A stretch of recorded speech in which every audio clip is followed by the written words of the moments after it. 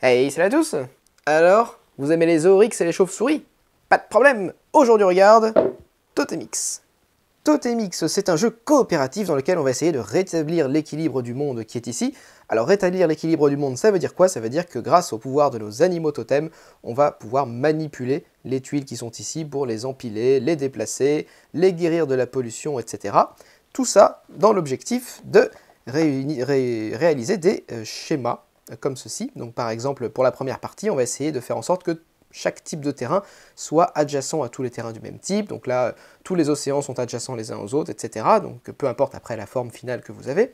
Et puis plus vous progressez dans la partie, dans les parties, plus vous pouvez augmenter la difficulté avec des schémas de plus en plus complexes à réaliser. Donc ça, vous choisissez ça en début de partie pour avoir des jeux plus ou moins compliqués. Alors dans Totemix, on a plusieurs modes de jeu, on peut jouer en temps réel avec un minuteur, ou on peut jouer aussi dans une espèce de tour par tour, mais globalement, la mise en place reste assez similaire, c'est-à-dire qu'ici, on a les tuiles qui représentent le monde.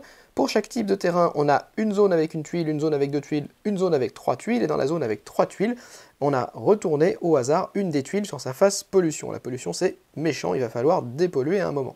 Chaque joueur prend aussi une tuile totem, avec le petit jeton totem. Ce jeton totem est placé sur le terrain qui correspond à la tuile. Donc l'ours par exemple, hop, va placer son tuile totem sur l'ours, l'aigle va se placer ici, et la tortue par exemple ici, ou peut-être aller là, comme ça on est bien répartis sur le terrain. Chaque joueur prend aussi 7 cubes, qui vont lui permettre de faire ses actions. On a ici les deux pioches de tuiles totem. Les tuiles totem, c'est des tuiles qui vont venir s'ajouter à nos animaux totems pour les rendre de plus en plus forts. On a les dés qui sont juste à côté du plateau, et si vous jouez dans la variante un peu de tour par tour, c'est pas vraiment du tour par tour, mais si vous jouez dans la variante qui n'est pas en temps réel, vous avez aussi une réserve de cubes collective. Une fois qu'on a fait ça, on est prêt à commencer la partie.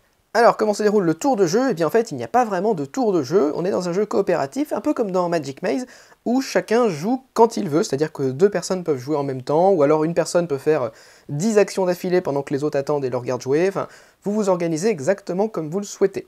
Alors, sachant que, pour faire les actions, comment ça se passe? Eh bien au départ, on a nos tuiles totem qui sont ici, et on va placer sur nos tuiles totem un petit cube de notre réserve personnelle. À notre tour de jeu ensuite, quand on veut faire une action, alors, au départ, on n'a qu'une seule tuile totem, mais c'est pareil quand on a plusieurs tuiles totem. Imaginons que j'en ai déjà deux autres et que j'ai déjà deux de mes cubes dessus. Donc là, j'aurai 3 actions à faire, par exemple, ou 3 actions possibles. Quand je fais une action, je vais défausser un de mes cubes, le remettre dans ma réserve personnelle, et là, j'ai deux possibilités. Soit je peux bouger mon pion totem de une case, donc par exemple, pour l'ours, je peux venir là, ou là, ou là, ou peu importe. Soit je peux utiliser le pouvoir de la tuile dont je viens de retirer un des petits cubes. Donc là, par exemple, c'est le pouvoir de l'ours, et l'ours me permet d'empiler une tuile sur une autre tuile, n'importe où sur le plateau. Donc par exemple, je pourrais prendre ça et l'empiler ici. Voilà, et j'aurais fait mon action. Ensuite, je peux tout à fait continuer sur une autre action, par exemple en défaussant ce cube qui est le pouvoir de l'aigle, qui me permet de bouger de 2 cases, par exemple. Donc, bon, je reviens en arrière, c'est pas grave. Ou j'aurais très bien pu tout simplement bouger d'une case, ça change rien. Si j'avais pas voulu bouger, j'aurais très bien pu attendre qu'un autre joueur joue à ce moment-là, et c'est ce joueur-là qui aurait peut-être bougé, qui aurait dit bah tiens, moi je vais bouger de 2 cases parce que c'est plus intéressant que j'aille ici. Voilà. Donc ça c'est un petit peu l'idée globale du tour de jeu. Alors bien évidemment, vous l'avez compris, il va arriver un moment où je n'ai plus de cubes sur mon animal totem. Donc là par exemple, j'ai dépensé mon cube pour mon ours, j'ai empilé ça ici ou n'importe où. Et maintenant, qu'est-ce que je fais? Alors soit je peux attendre que les autres joueurs jouent, mais au bout d'un moment, il va bien falloir que je joue quand même. Et quand je veux rejouer, dans ce cas-là, je vais devoir lancer les dés catastrophes. Alors ça, c'est pas bien, ça va provoquer des problèmes. Alors, lorsque je fais ça, si jamais vous êtes en variante au tour par tour, vous allez défausser un des petits cubes noirs de la réserve principale, et ça va signifier un petit peu l'écoulement du temps, et quand il n'y aura plus de cubes noirs, eh bien, ce sera la fin de la partie, en gros. Mais si vous êtes dans la variante en temps réel, vous ne défaussez pas de cubes noirs. D'accord, c'est un petit peu ça la différence. Donc une fois que vous avez ou non défaussé les cubes noirs en fonction de la variante à laquelle vous jouez, vous allez lancer les dés. Alors les dés, il y a un dé avec des symboles catastrophes, et il y a ensuite 3 dés avec des symboles de terrain. Donc ici, comme c'est le début de la partie, qu'on n'a qu'une seule tuile, on va lancer un dé catastrophe et un dé terrain uniquement. Donc je lance les dés. Et évidemment, vous l'avez compris, je vais appliquer la catastrophe indiquée sur le type de terrain qui est indiqué par le dé.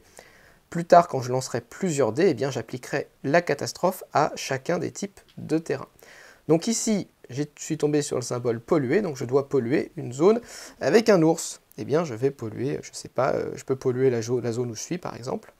Donc je vais polluer, hop, celle-là. On a dit la pollution, c'est pas bien, donc on n'est pas très content, mais bon. J'aurais aussi pu tomber sur ce symbole-là, qui est le symbole détruire. Bah, détruire, c'est tout simple. Je prends une tuile et je la mets dans la défausse des tuiles. Alors, il y a une défausse des tuiles totem et une défausse des tuiles terrain, puisque les tuiles terrain vont revenir en jeu. Mais voilà, je la mets sur le côté face visible.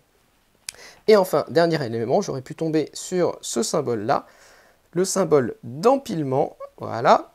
Et dans ce cas-là, je dois empiler une des tuiles de ce type-là sur une autre tuile adjacente. Donc par exemple, si ma tuile ours avait été ici, j'aurais pu l'empiler ici ou ici, voilà, hop, sur une tuile à côté d'elle. Donc ça, c'est un petit peu les trois types de catastrophes qui peuvent arriver lorsque vous lancez les dés. Et une fois que vous avez fait ça, que vous avez appliqué la catastrophe, et j'en profite juste pour dire que une fois que vous avez lancé les dés, c'est le seul moment dans le jeu où les autres joueurs ne peuvent plus jouer et doivent attendre que vous ayez résolu les problèmes des dés. Sinon, ce serait un petit peu de la triche, parce que du coup, si on voit que le fait de devoir appliquer telle conséquence est problématique pour nous et qu'on joue entre-temps, c'est un petit peu de la triche. Donc l'idée, c'est vraiment que, à un moment où la personne lance les dés, plus personne ne peut intervenir sur le terrain jusqu'à ce qu'on ait résolu ces catastrophes. Et si jamais vous ne pouvez pas résoudre les catastrophes, eh bien, vous avez perdu le jeu. Par exemple, si toutes les tuiles ours ont déjà été défaussées, eh bien, vous ne pouvez pas appliquer cette catastrophe. Une fois que vous avez fait ça, eh bien, vous allez piocher une tuile totem et l'ajouter à votre animal totem. Hop. Donc par exemple, là, je viens de piocher une chauve-souris. Et quand vous avez fait ça, vous remettez des petits cubes sur toutes vos tuiles totem, et donc vous avez des actions que vous pouvez de nouveau réaliser. Donc là, j'avais une action au premier tour, j'ai lancé les dés, et maintenant j'ai deux actions que je vais pouvoir utiliser. Et petit à petit, au fur et à mesure de la partie, quand j'aurai consommé mes deux actions, je devrais à nouveau lancer les dés, appliquer les catastrophes, et puis piocher encore une fois une tuile totem. Et à ce moment-là, je pourrais mettre un petit cube, hop, sur chacun de mes tuiles. Et c'est comme ça qu'au fur et à mesure de la partie, on va avoir de plus en plus de tuiles totem. Alors, encore une fois, entre la variante en temps réel et la variante tour par tour, c'est un petit peu différent, puisque en temps réel, vous allez ajouter des dés terrain avec votre catastrophe en fonction de l'avancée du chronomètre, alors que dans la variante un petit peu en tour par tour, vous allez ajouter des dés en fonction du nombre de tuiles totem que vous avez. Donc c'est comme ça que l'équilibre se fait en fonction des modes de jeu. Et je reviens juste sur la question de la pollution qui est importante quand même, puisque au verso de chacune des tuiles du jeu, vous avez une valeur de pollution. Cette valeur, elle peut aller de 1 jusqu'à 18, donc c'est très variable en fonction des tuiles. Et ça, c'est très embêtant parce que les tuiles pollution, c'est un peu des tuiles mortes. C'est-à-dire que vous n'avez pas le droit de les recouvrir avec une autre tuile, elles-mêmes ne peuvent pas recouvrir une autre tuile, vous n'avez pas le droit de les détruire quand vous devez appliquer le dé de destruction, le dé de détruire. Voilà, donc c'est vraiment très, très embêtant, vous ne pouvez pas les déplacer non plus, contrairement aux autres tuiles, donc on est assez embêté. Par contre, on peut guérir cette pollution, et comment on peut guérir cette pollution? Eh bien, en venant nous-mêmes avec notre petit jeton, et c'est pour ça qu'on va se balader à droite à gauche, venir sur cette tuile pour guérir la pollution. Mais pour ça, encore faut-il être assez fort. Là, sur la tuile, on a une puissance de 4, ça veut dire que je dois avoir 4 tuiles totem devant moi pour pouvoir la guérir. Là, il se trouve que je n'ai que 3 tuiles totem, donc il va falloir attendre que je sois un petit peu plus fort plus tard dans la partie, jusqu'à avoir 4 tuiles, pour pouvoir guérir cette pollution. Et à ce moment-là, il suffit que j'arrive sur la case, ou même que je passe dessus, ce n'est pas une action, et je peux guérir, hop, la pollution qui est juste sous moi. Si jamais, alors vous voyez qu'ici on peut arriver jusqu'à 8, 14, etc. Et bien là, évidemment, je ne peux pas le faire tout seul. Donc pour arriver à 8, eh bien, il faudra qu'un compère me rejoigne sur la tuile et que nos deux forces additionnées fassent qu'on arrive jusqu'à 8 pour pouvoir guérir cette tuile de la pollution. Autre problème avec la pollution, qui est très embêtant, c'est que lorsque vous avez une zone qui est entièrement polluée, par exemple la zone ici qui est une zone de 1, si je pollue cette zone, eh bien une zone entièrement polluée est une zone détruite. Donc la tuile est détruite et elle va dans la défausse des tuiles terrain. Et donc ça c'était une zone à 1, mais pareil pour une zone à 3. Si jamais à un moment je retourne cette tuile sur sa face pollution, hop, eh bien je devrais défausser les 3 tuiles du centre. Et évidemment, comme je vous l'ai dit, si jamais à un moment il y a un des types de terrain qui n'apparaît plus, eh bien vous avez perdu. Donc il faut faire quand même attention à pas trop les détruire. Alors maintenant que vous avez le fonctionnement global du jeu, on va regarder un petit peu les pouvoirs un par un. On a déjà vu l'ours, donc l'ours qui permet d'empiler et de dépiler des tuiles n'importe où sur le plateau. Hein. Je ne peux pas encore une fois recouvrir la pollution, mais sinon je peux empiler et dépiler comme je veux. On a vu l'aigle qui me permet de bouger de 2 cases. On n'a pas vu par contre la tortue marine, donc ça c'est les bleus foncés. Alors la tortue, elle, ça vous permet de bouger une tuile de 2 cases à condition qu'elle reste au même niveau. Par exemple cette tuile là, je pourrais la bouger, faire 1, 2, et la bouger jusqu'ici pour la rapprocher de l'autre zone avec des ours. Et vous avez remarqué que quand je bouge, le jeton qui est dessus bouge avec. J'aurais aussi pu bouger une tuile sur le bord du plateau, par exemple cette tuile aurait pu faire 1 et 2 et venir jusqu'ici par exemple. Donc ça c'est assez pratique pour bouger les tuiles, mais toujours au même niveau, je ne peux pas monter et descendre en utilisant la tortue. Ensuite la chauve-souris, alors elle on ne l'a pas encore vue, mais c'est très utile puisque toutes les tuiles terrain qui vont être détruites doivent revenir à un moment dans la partie, puisque je ne gagne pas la partie tant que j'ai encore des tuiles terrain détruites. Et la chauve-souris me permet de les ramener, elle me permet de les ramener sur une case adjacente à mon pion totem. Là par contre c'est pas n'importe où, c'est adjacent à mon pion totem. Donc là je suis ici, je pourrais très bien ramener une chauve-souris hop, à cet endroit-là par exemple. Bon là elle est empilée sur une autre, à un moment il faudra que je la dépile, mais en tout cas elle est revenue en jeu. D'accord, j'aurais aussi pu être sur le côté et puis ramener une tuile chauve-souris ici par exemple. Bon, c'est pas très malin puisque ça m'aide pas à les regrouper. On a également le pouvoir de la panthère, le pouvoir vert, qui me permet de piocher une carte totem. Alors quand je pioche une tuile totem, je peux piocher de la pioche ici, ou je peux piocher également de la défausse, puisque à n'importe quel moment dans mon tour de jeu, je peux défausser des tuiles de mon animal totem si elles ne me conviennent pas, ou même quand je pioche une tuile, je ne suis jamais obligé de l'ajouter à mon animal totem si je n'en veux pas, je peux la défausser, et même avec ce pouvoir-là, si jamais je pioche une tuile totem, je peux aussi décider de remplacer une des tuiles que j'ai déjà, ou tout simplement de me dire que bon en fait non elle ne m'intéresse pas, et de la défausser dans la défausse. Alors par exemple là je me dis si ça m'intéresse, hop je vais la garder, et je vais remplacer l'ours qui est ici, et comme j'ai remplacé une tuile sur laquelle il y avait un cube, eh bien je laisse le cube qui était déjà dessus. Et enfin, dernier pouvoir, celui de l'Oryx. Alors ça, ce pouvoir, il est un peu particulier puisqu'il est en lien avec la pollution. Alors je vous ai dit tout à l'heure que, par exemple, pour une valeur de 8 de pollution, je ne pouvais pas venir et le combattre tout seul. Alors c'est pas totalement vrai. Alors effectivement, c'est embêtant tout seul parce que je suis limité à 7 tuiles totem et la valeur est de 8. Mais si je vais sur cette tuile de pollution et que j'active le pouvoir de l'Oryx en dépensant un cube qui est situé sur cette tuile, eh bien je vais multiplier par 2 ma force. C'est-à-dire que là, j'ai plus une force de 7, parce que j'ai 7 tuiles, mais j'ai une force de 14. Et du coup, je ne suis pas obligé d'attendre mes petits camarades pour guérir la pollution d'une tuile de force 8, ou même de cette tuile de force 14. Je peux tout à fait la guérir tout seul, en utilisant le pouvoir de l'Oryx. Bon, par contre, ça m'oblige à utiliser une action, alors que normalement, l'action de pollution n'est pas vraiment une action, je peux le faire juste en passant sur la tuile. Et voilà, c'est tout pour Totemix. Alors la partie se termine lorsque vous avez réussi à compléter le schéma tel que vous aviez décidé au début de la partie. Donc là, évidemment, j'ai pas gagné puisque les types de terrain ne sont pas réunis les uns à côté des autres. Hein. Mais voilà, dès que vous arrivez à ça, vous avez gagné la partie. Vous pouvez perdre la partie de 3 manières différentes. Soit lorsque vous lancez le dé de catastrophe avec un terrain et que vous ne pouvez pas appliquer la catastrophe en question. Soit lorsqu'un des types de terrain disparaît du plateau, soit évidemment lorsque soit le chronomètre, soit le nombre de cubes que vous défaussez ici expire et du coup et que vous n'avez pas réussi à compléter le schéma attendu, et dans ce cas-là vous perdez également la partie. Boum! Et c'est tout pour Totemix. Alors j'en profite très rapidement pour remercier François Berdo qui m'a envoyé, qui est l'auteur du jeu, qui m'a envoyé le jeu. Ce qui arrive assez rarement, hein. Généralement c'est des jeux que j'achète, que je présente sur cette chaîne. Donc je dis que je présenterai son jeu à condition de pouvoir en dire ce que je voulais sans être restreint dans mes critiques. Et il a tout à fait accepté, donc merci à lui pour cet envoi et pour ce jeu. Alors, d'abord, sur le matériel, c'est plutôt correct, hein, c'est une petite maison d'édition du coup qui fait ça. Les tuiles sont plutôt de bonne qualité, les dés aussi, enfin il n'y a pas de problème.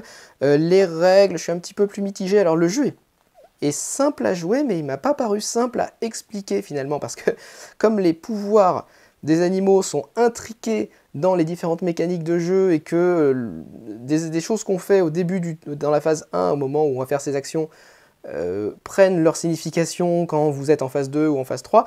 Comme tout est un petit peu lié, c'est parfois un petit peu compliqué à expliquer, mais à jouer au final c'est beaucoup plus intuitif.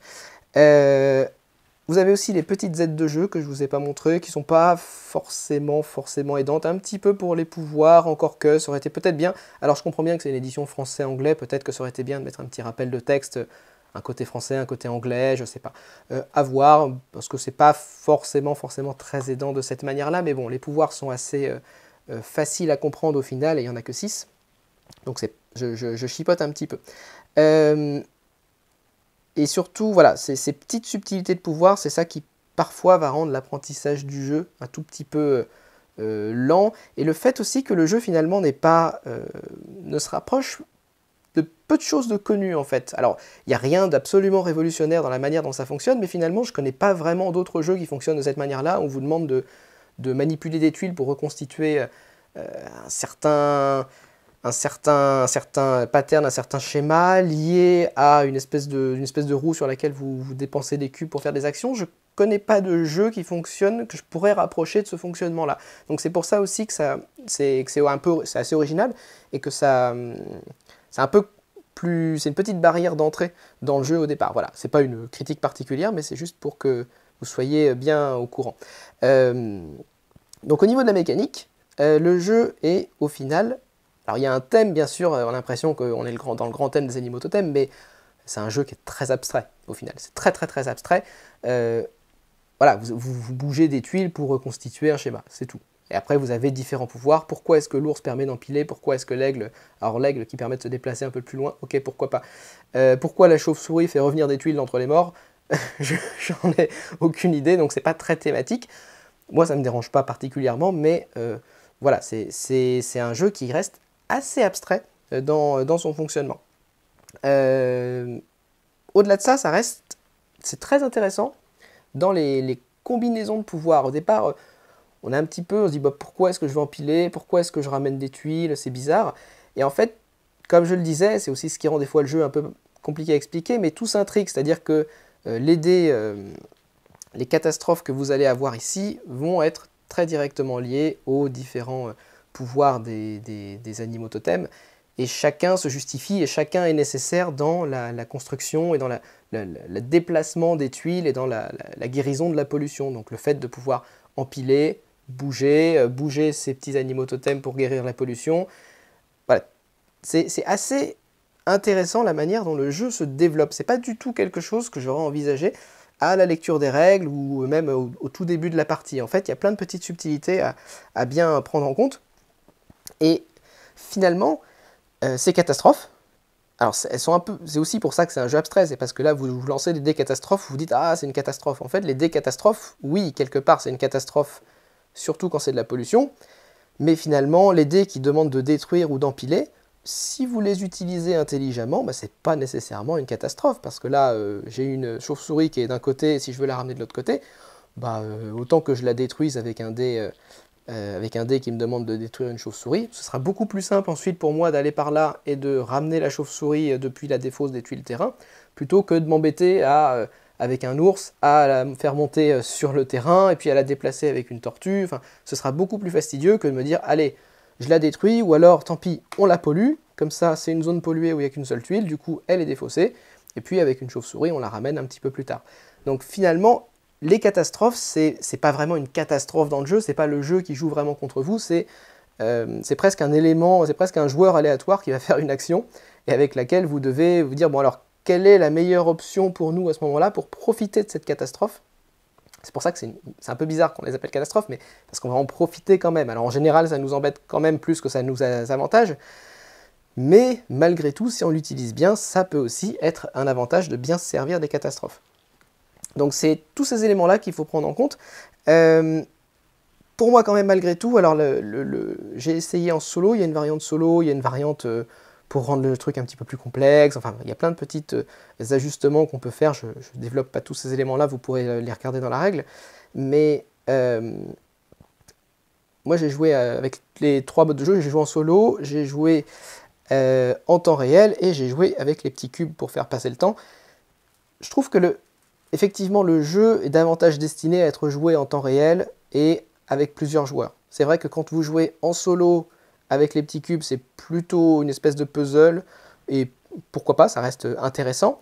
Et même quand vous jouez à plusieurs, à 2 ou à 3 avec les cubes pour faire, qui font un petit peu passer le temps, c'est intéressant, mais ça donne quand même une énorme contrainte qui fait que vous devez beaucoup plus réfléchir à vos coups que si vous jouez en temps réel, où ça laisse une marge d'erreur pour des fautes de jeu, on va dire, ou pour des choses que vous n'auriez pas dû faire, ou pour voilà, des décisions un petit peu mauvaises. Vous avez une marge de manœuvre un peu plus importante quand c'est le temps qui passe, puisque après il vous suffit d'accélérer en essayant avec vos actions pour essayer de résoudre le problème. Les points qui m'ont un petit peu chagriné dans le jeu, alors il y en a un qui est très bête, mais c'est juste la manipulation des tuiles, c'est un petit peu pénible quand on doit retourner une tuile au milieu. Alors je sais pas si c'est moi qui ai les doigts qui suis très pâteaux, mais en général on fait bouger un petit peu toutes les tuiles autour. Mais bon, ça, il n'y a pas vraiment le choix, mais comme on retourne et qu'on déplace beaucoup les petites tuiles, c'est vrai que ça bouge beaucoup. Je ne sais pas ce qu'il aurait fallu faire pour que, au niveau du matériel, ça puisse se résoudre. Voilà, je chipote un petit peu, mais c'est vrai que c'est un petit peu énervant à la longue au fur et à mesure des parties. Et puis, alors, je ne sais pas si j'ai pas fait suffisamment de parties pour savoir si à la longue ce problème peut vraiment se poser, parce que c'est pas un problème qui s'est posé dans mes parties, mais malgré tout, finalement sur les pouvoirs des animaux totems, on n'a pas des pouvoirs, les pouvoirs sont variés, il y en a 6 différents, mais pour certains d'entre eux, on a quand même l'impression qu'ils sont moins intéressants que d'autres. C'est-à-dire que si vous vous retrouvez bloqué en début de partie avec des chauves-souris, c'est pas forcément très intéressant s'il n'y a pas de tuiles détruites. Donc il y a des moments, en fait, si vous êtes bloqué avec une chauve-souris et que vous piochez une chauve-souris, bah, sur vos 2-3 premiers tours, vous n'allez que éventuellement vous déplacer un petit peu à droite à gauche sans pouvoir faire grand-chose finalement. Donc ça, c'est pas très intéressant. Alors après, vous pouvez toujours attendre que quelqu'un d'autre joue, qui a un petit peu plus de tuiles dans la défausse, etc. Mais ça peut aussi arriver à d'autres, que d'autres se retrouvent bloqués avec telle ou telle tuile qui ne sera pas utile dans la situation dans laquelle vous êtes. Les pouvoirs vraiment utiles, c'est le pouvoir de l'ours, qui permet d'empiler, d'épiler, ça c'est indispensable.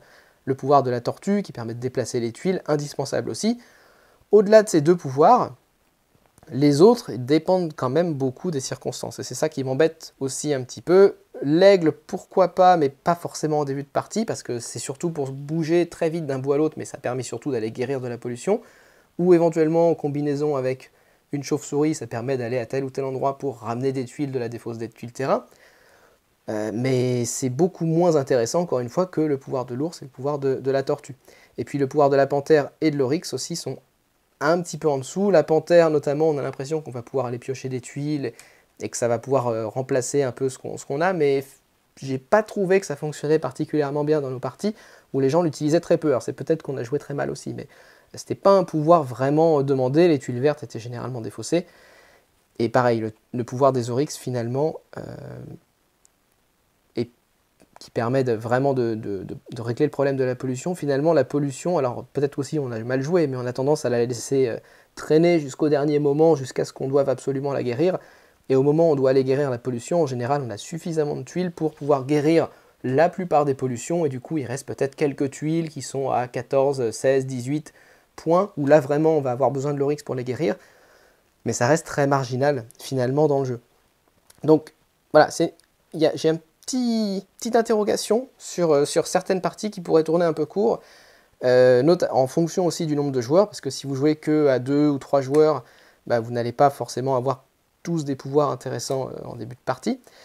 Et en fonction de ce que vous tirez aussi, eh bien, vous n'allez pas et en fonction des dés catastrophes que vous lancez, vous n'allez pas forcément pouvoir correctement réagir à ce qui se passe durant la partie, et ça peut avoir un côté un peu frustrant. Il y a quelques joueurs dans certaines parties qui ont pu ressentir un peu ce côté un peu frustrant. Voilà, moi je ne l'ai pas vu spécifiquement, j'ai pas eu la sensation que ça influence vraiment très fortement la partie, parce que c'est coopératif et qu'à un moment il y a quand même une complémentarité, ou si quelqu'un a beaucoup de tuiles ours et que l'autre a beaucoup de tuiles d'un autre type, bah, on se débrouille, voilà. Mais il peut y avoir un petit côté frustrant sur ce hasard-là. Et puis pour moi, très personnellement, le jeu est un tout petit peu trop sec, un tout petit peu trop abstrait. J'aurais juste aimé peut-être des tuiles un petit peu plus variées, ou alors, je sais pas, une pile de tuiles spéciales qui permet d'avoir une action un petit peu plus forte sur le jeu, je sais pas. Ça me paraît, Je trouve ça intéressant, mais c'est un tout petit peu trop abstrait par certains côtés pour moi, un tout petit peu trop mécanique. Voilà, j'aurais aimé des trucs qui débordent un petit peu, à droite à gauche, je sais pas si je peux le dire comme ça, mais qui débordent un peu, qui un peu plus dans la folie, un peu moins dans la mécanique. Voilà, c'est ce que moi je reprocherais un petit peu à ce jeu qui par ailleurs fonctionne très bien dans ses différents modes. Et c'est tout pour Totemix. Voilà, n'hésitez pas à laisser un commentaire, à mettre un pouce vers le haut, à vous abonner. Et moi je vous retrouve la prochaine fois. Salut!